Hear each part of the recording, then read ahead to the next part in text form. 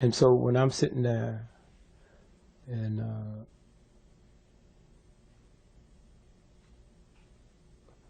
homework, I don't know where my daddy is. The lights is cut off. It's cold.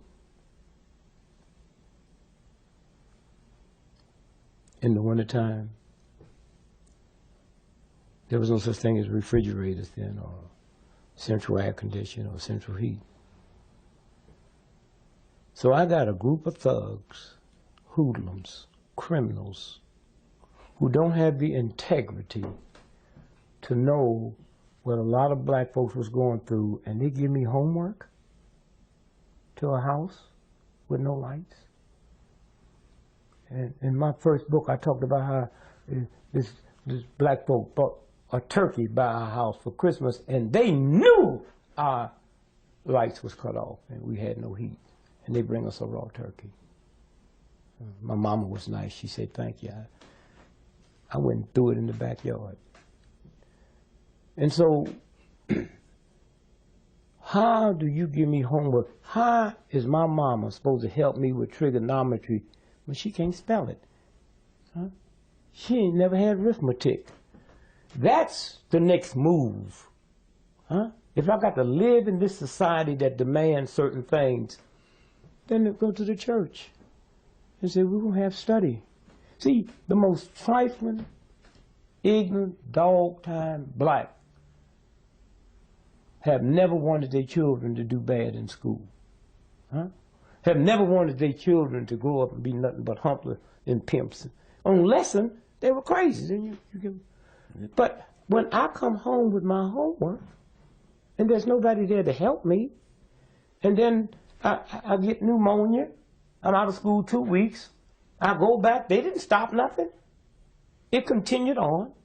So the next thing I know, I'm being laughed at, and so then I quit school. I didn't. That's where your juvenile gangs was coming from.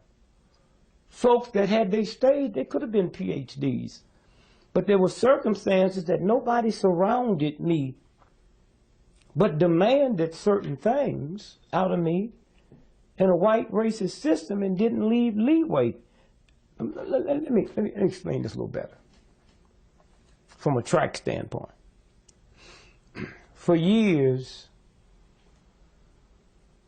the world was not aware that if you was in lane 1 and I was in lane 2 and she was in lane 3 and she was in lane 4 across, that lane 1 runs a shorter distance if we're going to go around, not straight. Then lane 2 runs a shorter distance than lane 3.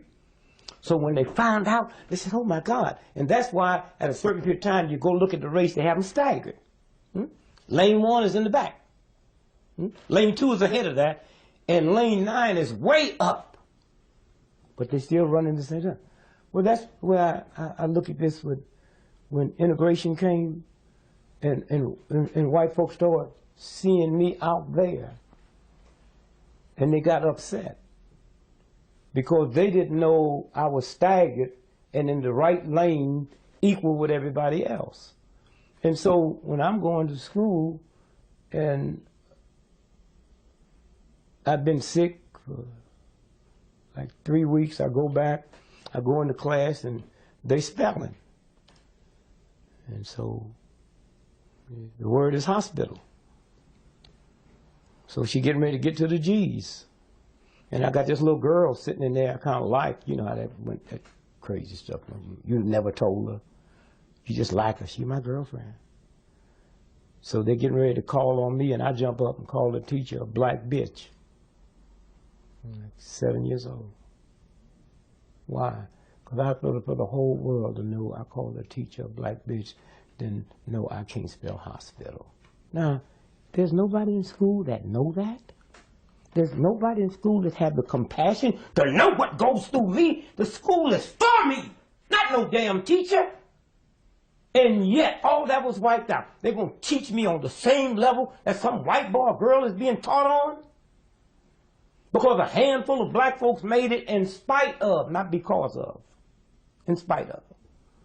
But for every black doctor that we made, how many died before they got there?